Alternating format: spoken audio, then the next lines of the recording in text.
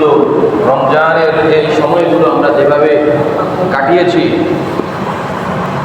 সেইভাবে এই রমজানে যেভাবে আমাদের আমল, ইবাদত, আমাদের তেলাওয়াত, আমাদের নামাজের অবস্থানগুলো বেড়েছিল এবং গুনাহ থেকে আমরা কিভাবে হেফাজত ছিলাম, রমজানে তো আমরা এভাবে আমাদের জীবনকে আল্লাহ তাআলার হুকুম আহকামগুলো মেনে চলার, নিজের জীবনের সাথে মিলিয়ে নেওয়ার চেষ্টায় আমরা সময় কাটিয়েছি। তো এখন এরপরে আমাদের করণীয় কি? রমজান পরবর্তী আমাদের করণীয় হলো 8টি করণীয় আছে। রমজান চলে গিয়েছে, বাকি যে সময়টা আছে এটার মধ্যে আমাদের 8টি করণীয়। এই 8টি করণীয় শিরোনাম, আলোচ্য বিষয় আমরা সর্বপ্রথম জানবো। 1 নাম্বার, রমজানের আমলগুলো নষ্ট না করা। রমজানে আমরা যেভাবে আমলগুলো করেছি, বাকি 11 মাসও এভাবে আমলগুলো করা, এগুলো নিজের মধ্যে থেকে পরিত্যাজ্য না করা। 2 নম্বর, হেদায়েতের পথ পাওয়ার পরে পথভ্রষ্টতার পথ গ্রহণ না করা। যখন হেদায়েত পেয়েছে এরপরে আর পথভ্রষ্ট হয়ে যাওয়ার মতো এরকম কোনো রাস্তা গ্রহণ না করা। 3 নম্বর, শয়তান থেকে সতর্ক থাকা। 4 নাম্বার, নামাজের অভ্যাস ছেড়ে না দেওয়া। যে মানুষটা অন্য 11 মাস নামাজ আদায় করে নাই, সেও রমজানে কি করেছে? নামাজ আদায় করেছে। এই জন্য যারা রমজানে নামাজ আদায় করেছে, বাকি 11 মাসও নামাজ আদায় করা, অভ্যাস নষ্ট না করা। 5 নাম্বার, কোরআন তেলাওয়াত করা। 6 নাম্বার, জিকির করা। 7 নম্বর, ভালো মানুষের সাথে চলাফেরা করা। 8 নাম্বার, শাওয়াল মাসে 6টি রোজা রাখা। আমরা এই 8টি করণীয় আমরা জেনে আজকে সংক্ষিপ্ত আকারে কোরআন কারীম ও হাদিস শরীফ থেকে দলিল ভিত্তিক আলোচনা করার চেষ্টা করব। আমাদের 1 নাম্বার আলোচ্য বিষয় রমজানের আমলগুলো নষ্ট না করা। এই বিষয়ে সূরা নাহালের 92 নং আয়াতের মধ্যে রব্বুল আলামিন বলেন, ولا تكونوا كالتي نقضت غزلها من بعد قوة أنكاثا।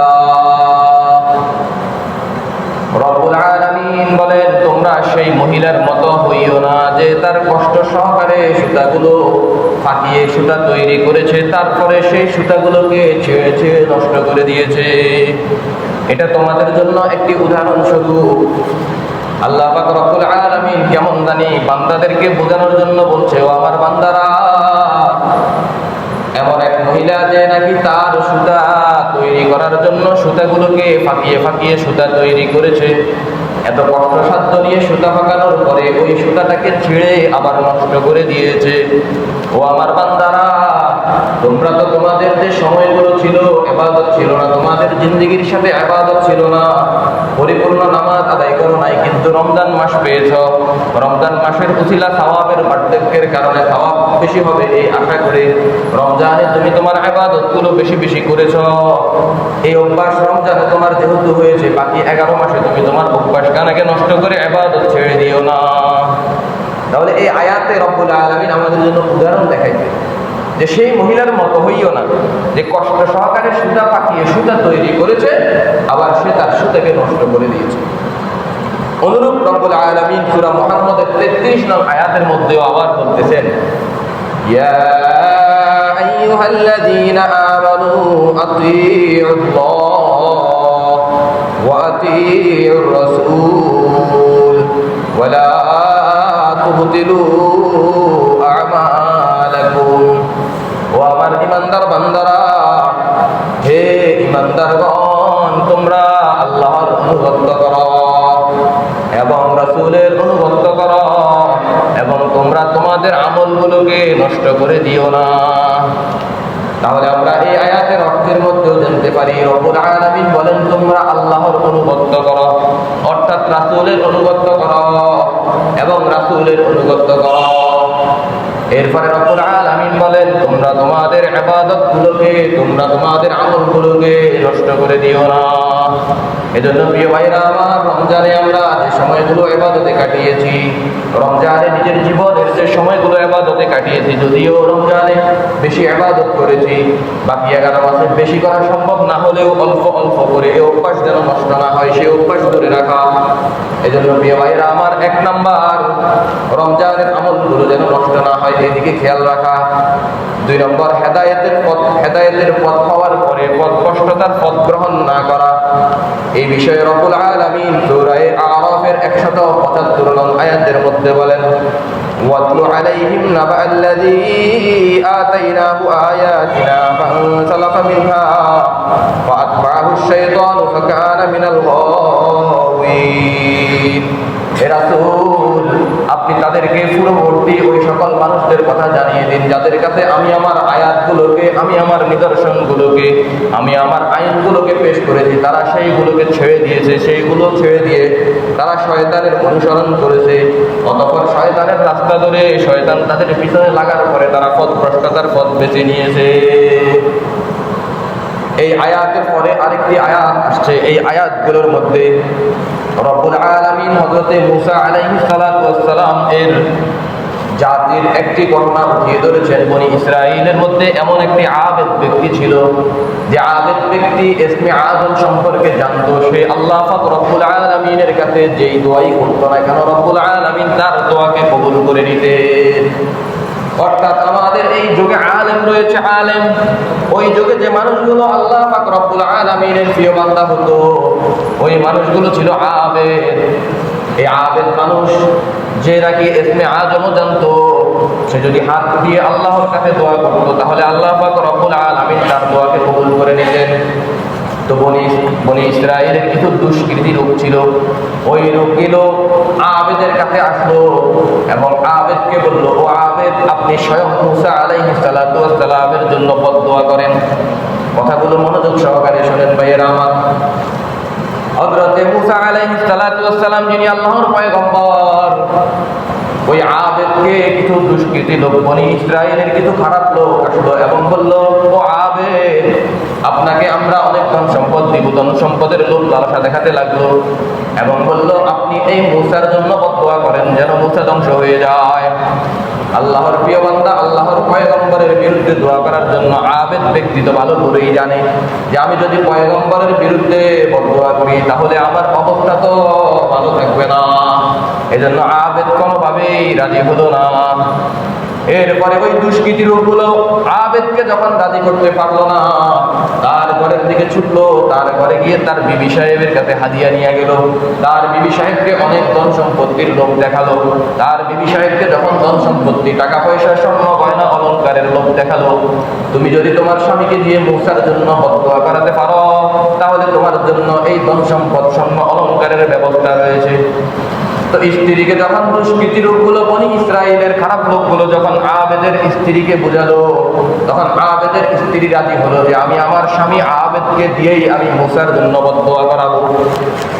তো যখন আবেদ ব্যক্তি ঘরের মধ্যে গেল, তখন ওই আবেদের স্ত্রী আবেদকে বোঝাতে লাগলো এবং বলতে লাগলো, আপনি মূসার জন্য বদদোয়া করেন, যদি বদদোয়া করেন তাহলে আল্লাহ কি হবে না হবে, বদদোয়া কবুল করবে কি করবে না সেটা জানার বিষয় না। আপনি শুধুমাত্র দোয়াটা করেন, তাহলে আমাদের জন্য এই বাকি ধন সম্পদ গুলো, স্বর্ণ অলংকার গুলো রেখে গিয়েছে, এগুলোর মালিক আমরা হয়ে যাব। এজন্য আমাদের বর্তমান নারী সমাজ যারা, আমাদের মা বোনেরা রয়েছে, আপনারা মনে কষ্ট নেবেন না, আপনাদের মাঝেও শয়তান ঢুকে স্বামীদেরকে এভাবে পথভ্রষ্টতার পথ দেখিয়ে দেয়। এজন্য আবেদ ব্যক্তি কিন্তু সে জানে না যে সে একজন পয়গম্বরের বিরুদ্ধে দোয়া করলে কি হবে, কিন্তু এতটুকু তো জানে যে তার অবস্থা ভালো হবে না। এজন্য আবেদ ব্যক্তি তার স্ত্রী বোঝানোর পরেও রাজি হচ্ছে না। অনেক বোঝানোর পরে স্ত্রী যখন বারবার বোঝাতে এক পর্যায়ে আবেদ রাজি হয়ে গেল। এরপরে আবেদ যখন মূসা আলাইহিস সালাতু ওয়াস সালামের সাথে বদদোয়া করলো, সাথে সাথে এই আবেদ পথভ্রষ্ট হয়ে গেল। তার জিহ্বা কুকুরের মতো বের হয়ে গিয়েছে। কোরআনের আয়াতের মধ্যে আসছে তার জিহ্বা লম্বা হয়ে কুকুরের মতো তার জিহ্বা বের হয়ে গিয়েছে। রব্বুল আলামিন তাকে পথভ্রষ্ট করে দিয়েছে। একজন পয়গম্বরের বিরুদ্ধে বদদোয়া করে। ওই সময় মূসা আলাইহিস সালাতু ওয়াস সালামের জামানায় একজন আবেদ যখন পয়গম্বরের বিরুদ্ধে বদদোয়া করে তার এই অবস্থা হয়। আর বর্তমান সমাজে আমাদের আলেম সমাজ রয়েছে যারা আলেমদের পিছে লাগে, যারা আলেমদের পিছনে বদদোয়া করে, যারা আলেমদের খারাপ চায়, যারা আলেম হাফেজ আলেম ওলামাদের জন্য খারাপ চায়, তাদের কষ্ট দিতে চায়, তাদেরকে ব্যথা দিতে চায়, তাদের অবস্থা কি হতে পারে। এজন্য মনে রাখবেন, দুনিয়ায় তো যে শান্তি পেয়ে গেছে সেসব পাইছেই, কিন্তু যে ব্যক্তি আপনি কোনো আলেমকে, কোনো হাফেজকে কষ্ট দিয়ে দুনিয়ায় শান্তি পান নাই, তাই মনে রাখবেন আপনি যখন পরকালে যাবেন আপনার জন্য পরিপূর্ণ শাস্তি ওখানে বরাদ্দ রয়েছে। তো যাই হোক, আমাদের আলোচ্য বিষয় হলো যে মানুষ হেদায়েত পেয়েছে, এই হেদায়েতের পরে যেন পথভ্রষ্টতার পথ আমাকে ছুঁয়ে না ফেলে, এই জন্য খুব সাবধানতার অবলম্বন করা। দেখেন, বনি ইসরাইলের আবেদ ব্যক্তি, যে ব্যক্তি ইসমে আযম জানতো, সে দোয়া করলেই তার দোয়া কবুল হইত। আর সে এমন একটা দোয়ার কারণে পথভ্রষ্ট হয়েছে, তার দৃষ্টান্ত কুকুরের মতো হয়ে গিয়েছে, তার জিহ্বা রব্বুল আলামিন কুকুরের মতো বের করে দিয়েছে। এজন্য প্রিয় ভাইরা আমার, সতর্কতার সহিত জীবন যাপন করব। হেদায়েতের পথ যখন আমাদেরকে পাবে, হেদায়েত যখন আমরা গ্রহণ করে ফেলবো, আল্লাহ পাক রব্বুল আলামিন দয়া করে আমাকে আপনাকে যখন হেদায়েত দেবে, এই হেদায়েতের পরে কোনোভাবেই যেন আমাদের সাথে পথভ্রষ্টতার পথ গ্রহণ না হয়। এরপরে ৩ নং, শয়তান থেকে সতর্ক থাকা। এই বিষয়ে সূরাতুল ফাতির এর ৬ নং আয়াতের মধ্যে রব্বুল আলামিন বলেন, ইন্নাশ শাইতানা লাকুম আদুউন ফাত্তাখিযুহু আদুওয়া ইন্নামা ইয়াদউ হিজবাহু লিয়াকুনু মিন আসহাবিস সাঈর। রব্বুল আলামিন বলেন, নিশ্চয়ই শয়তান তোমাদের শত্রু, অতএব তোমরা এই শয়তানদেরকে তোমাদের শত্রু হিসেবেই গণনা করো। ইন্নামা ইয়াদউ হিজবাহু লিয়াকুনু মিন আসহাবিস সাঈর। নিশ্চয়ই এই শয়তানরা তাদের দলবলকে ডাকে এই জন্য যে তারা তাদেরকে আগুনের লেলিহান শিখার মধ্যে ফালার জন্য এই মানুষগুলোকে ডাকতে থাকে। অর্থাৎ শয়তান তার দলবল মিলে মানুষদেরকে শয়তান ওই দিকেই ডাকতে থাকে, যেন এই মানুষগুলোকে জাহান্নামের লেলিহান শিখার মধ্যে ফেলতে পারে। এজন্য রব্বুল আলামিন বলেন, ও আমার বান্দারা, তোমরা জেনে রাখো যে শয়তান তোমাদের প্রকাশ্য শত্রু। এই শয়তানকে তোমরা শত্রু হিসেবে গ্রহণ করো, এই শয়তানকে শত্রু হিসেবে গণনা করো। এটা মনে রাখো যে শয়তান তোমাদের শত্রু, কারণ এই শয়তান দলমত নিয়ে নিশ্চয়ই তোমাদের পিছনে লাগবে, জাহান্নামের লেলিহান শিখা আগুনের মধ্যে তোমাদেরকে ফালানোর জন্য তারা প্রচেষ্টা চালিয়ে যাবে। এরপরে রব্বুল আলামিন সূরা আরাফের ২৭ নং আয়াতের থেকে কয়েকটি আয়াতের মধ্যে বর্ণনা করেন যে এই শয়তান তোমাদের আদি পিতা এবং আদিমাতাকে জান্নাত থেকে দুনিয়ার মধ্যেও পাঠিয়ে দিয়েছে, এরকম ভুলে তোমরা পড়িও না। এবং এই শয়তান তাদের জামা কাপড় টেনে ধরেছে যেন তাদের লজ্জাস্থান শয়তান দেখতে পারে। এজন্য রাসূলুল্লাহ সাল্লাল্লাহু আলাইহি ওয়াসাল্লাম হাদিস শরীফের মধ্যে বলে, ও আমার উম্মতরা, যখন তোমরা ওয়াশরুম অর্থাৎ বাথরুম, টয়লেট অথবা ওযুখানায় ইস্তেনজা করার জন্য যাবে, তখন তোমরা দোয়া পড়ে ইস্তেনজাখানায় প্রবেশ করবে, কারণ শয়তান তোমাদের লজ্জাস্থান নিয়ে খেলাধুলা করে। যারা দোয়া পড়ে বাথরুম অথবা টয়লেটে প্রবেশ করে না, এই মানুষগুলো যৌন রোগ পর্যন্ত হতে পারে, বিভিন্ন অসুস্থতায় ভুগতে পারে। এজন্য প্রিয় ভাইরা আমার, এজন্য রাসূলুল্লাহ সাল্লাল্লাহু আলাইহি ওয়াসাল্লাম হাদিস শরীফের মধ্যে বলেছে, ও আমার উম্মতরা, যখন তোমরা টয়লেটে যাবে তখন তোমরা দোয়া করবে, আল্লাহুম্মা ইন্নী আউযু বিকা মিনাল খুবুসি ওয়াল খাওয়াইস। শয়তান থেকে পানা চাইবে, তারপরে তোমরা বাথরুমের দিকে যাইবে। এজন্য প্রিয় ভাইরা আমার, আমরা আমাদের ছোট ছোট বাচ্চাদেরকেও শিখিয়ে দিব, যখন তোমরা বাথরুম অথবা টয়লেটে প্রবেশ করবে এই দোয়াগুলো পড়ে ঢুকবে। ৪ নাম্বার, নামাজের অভ্যাস ছেড়ে না দেওয়া। রমজানে দেখেন যে মানুষটি নামাজ পড়তো না, সেও মসজিদে এসে নামাজ আদায় করেছে। রমজানে মানুষগুলো পুরো মসজিদ ভরপুর হয়ে গিয়েছে, আর এখন মসজিদের মধ্যে মুসল্লি খুঁজেও পাওয়া যায় না। জানি না আপনাদের এখানে কি অবস্থা, অন্যান্য মসজিদে খুঁজলে ফজরের সময় ৫ জন কিংবা ৬ জনের উপরে মুসল্লি পাওয়া যায় না, অথচ রমজানে মুসল্লি ছিল ৪ কাতার ৫ কাতার। তো রমজানে মানুষ নামাজের অভ্যাস করেছে, কিন্তু রমজান চলে যাওয়ার পরে সে অভ্যাসকে ছেড়ে দিয়েছে, এই অভ্যাস ছাড়া যাবে না। রমজানে আমার আপনার জন্য নামাজ ফরজ ছিল, অন্য ১১ মাস নামাজ ফরজ না, এরকম কোনো বিষয় না। রমজানে যেমন আপনার উপরে ৫ ওয়াক্ত নামাজ ফরজ ছিল, বাকি ১১ মাসও আপনার উপরে এই ৫ ওয়াক্ত নামাজ ফরজ। এজন্য প্রিয় ভাইরা আমার, নামাজের যে অভ্যাস এটা ছেড়ে দেওয়া যাবে না। রব্বুল আলামিন সূরা বাকারার ২৩৮ নং আয়াতের মধ্যে বলেন, হাফিজু আলাস সালাওয়াত। ও আমার বান্দারা, তোমরা নামাজের প্রতি গুরুত্ব দাও, নামাজের প্রতি গুরুত্ব দাও। ওয়াসসালাতিল ওয়াসতা, এবং বিশেষ করে আসরের নামাজ, মধ্যবর্তী নামাজের প্রতি বেশি গুরুত্ব দাও। ওয়া কুমু লিল্লাহি কানিতিন, আল্লাহর জন্য রুকু করো এবং আল্লাহর জন্য সিজদা করো। এই জন্য প্রিয় ভাইরা আমার, এই আয়াতের মধ্যে রব্বুল আলামিন শুরুর অংশে বলেন হাফিজু আলাস সালাওয়াত, তোমরা নামাজের গুরুত্ব দাও, ওয়াস সালাতিল উস্তা, বিশেষ করে আসরের নামাজ এবং মধ্যবর্তী নামাজ। অর্থাৎ আসরের নামাজকে কোরআনে মাজিদের মধ্যে বেশি প্রাধান্য দিয়েছে এই কারণেই যে মানুষগুলো কর্ম করে, যে মানুষগুলো বিভিন্ন কাজে ব্যস্ত থাকে, দেখেন আসরের সময় বেশি ব্যস্ত থাকে, কারণ ওই সময় উঠে চলে আসবে, কাজ ছেড়ে চলে আসবে। এজন্য বলে আরেকটু করতে করতে তার এই আসরের নামাজ কাজের মাধ্যমে ছুটে যায়। আর এই বিকাল সময়ে যুবক ভাইয়েরা বিভিন্ন খেলায় লিপ্ত থাকে, বিভিন্ন ধরনের আড্ডায় লিপ্ত থাকে, কেউ ঘুমের মধ্যে লিপ্ত থাকে। এজন্য এক একজন এক একভাবে এই আসরের নামাজের মধ্যে অলসতা করতে থাকে।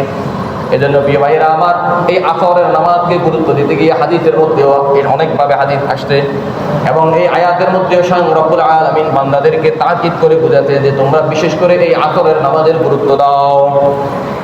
নাসাই শরীফের 466 নং হাদিস, হযরতে আবু হুরায়রা রাদিয়াল্লাহু তাআলা আনহু বলেন, রাসূলুল্লাহ সাল্লাল্লাহু আলাইহি ওয়াসাল্লাম বলেছেন, নিশ্চয়ই কিয়ামতের দিন সকল বান্দাদের সবচেয়ে সর্বপ্রথম নামাজের হিসাব নেওয়া হবে, এবং আমার বান্দাদের নামাজগুলো দেখা হবে যে পরিপূর্ণ নামাজ আদায় করছে কিনা। যদি পরিপূর্ণ নামাজ আদায় করে থাকে তাহলে তার আমল নামায় পরিপূর্ণ সওয়াব লেখা হবে।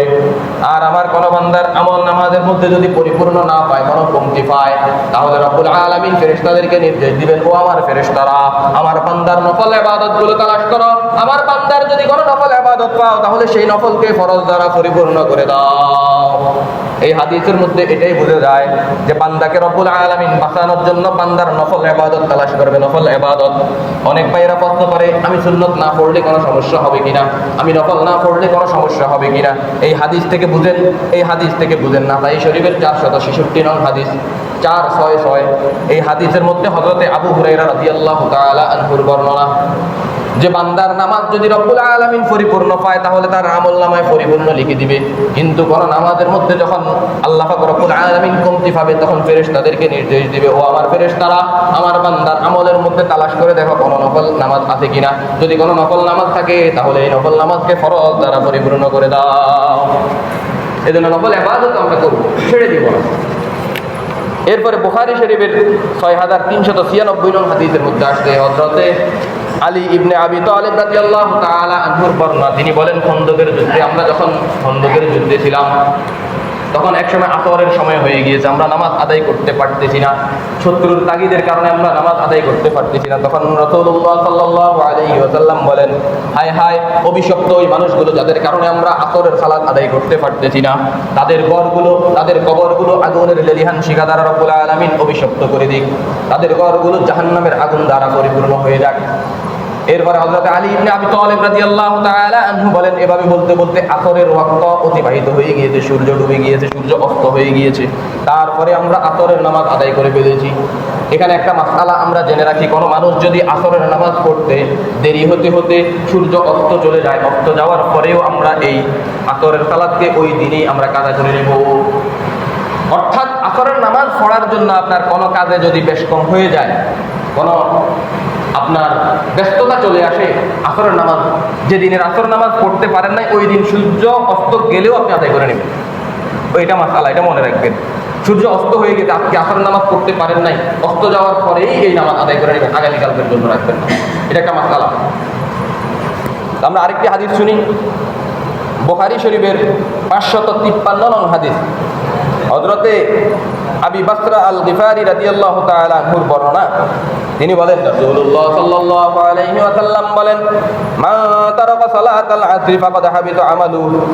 রাসূলুল্লাহ সাল্লাল্লাহু আলাইহি ওয়াসাল্লাম বলেন, আমার কোন উম্মত যদি আসরের নামাজ ছেড়ে দেয় তাহলে কেমন জানি তার পুরো দিনের আমল বরবাদ হয়ে যায়, নষ্ট হয়ে যায়। কি বুঝলেন? বুখারী শরীফের হাদিস 553 নং হাদিস। এই হাদিসে আসছে যে বান্দা আসরের সালাত ছেড়ে দিয়েছে তার সারা দিনের আমল কেমন জানি নষ্ট হয়ে যায়, বাতিল হয়ে যায়। আল্লাহ আমাদেরকে হেফাজত করুক। আমরা এই আসরের নামাজের প্রতি বেশি গুরুত্ব দিব।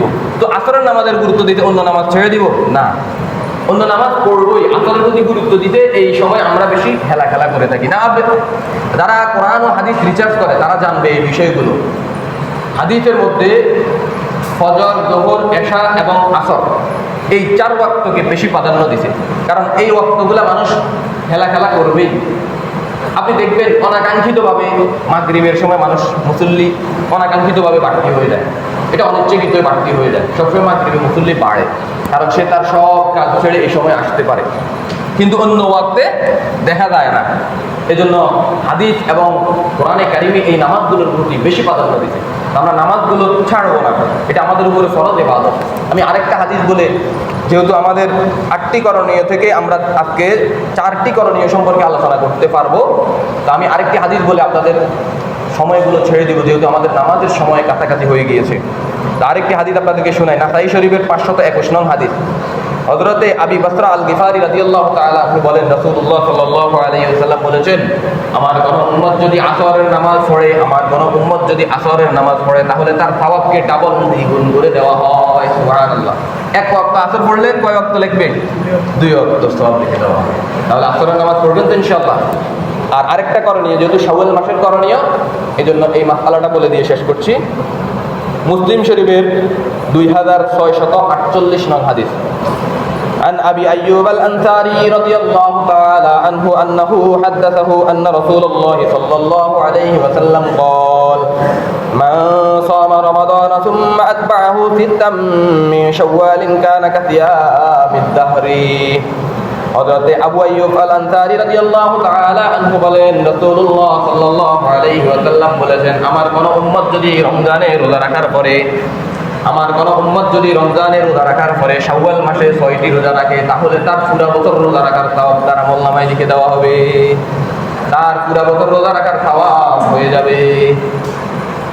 সেজন্য শাওয়াল মাসে যাদের সম্ভব হয় আমরা এই 6টি রোজা রাখার চেষ্টা করব। এটার কোনো নির্দিষ্ট তারিখ নাই যে এই তারিখ রাখতে হবে। মোট কথা শাওয়াল মাসে রাখলেই হবে। আবার এক লাগাতার রাখতে হবে এরকমও বলা নাই যে আপনি এক লাগাতার 6টা রাখতে হবে, না। রাখতে পারলে ভালো, না পারলে আজকে রাখেন, 2 দিন মিস দেন, একদিন মিস দেন আবার রাখেন, আরেকদিন মিস দেন আবার রাখেন। তবে শাওয়াল মাসে এই 6টি রোজা রাখতে হবে। তবে আরেকটা মাসালা মনে রাখবেন, যারা পিছনে আমাদের রমজানে অসুস্থতার কারণে, ব্যস্ততার কারণে রমজানের রোজাগুলো ভেঙেছি, ছেড়ে দিয়েছি, তারা এই শাওয়ালের 6টি রোজা রাখার নিয়ত করে, এই নিয়তের সাথে যদি পিছনে রমজানের ভাঙতি রোজার নিয়ত করেন, তাহলে এটা আদায় হবে না। কারণ এখানে একটাই হতে হবে, হয়তো শাওয়াল মাসের 6টি রোজার নিয়তে হতে হবে, অথবা রমজানের ভাঙতি রোজার নিয়ত হতে হবে। এজন্য এটা স্পষ্ট করে রাখবো, দুইটা একসাথে সারা যাবে না।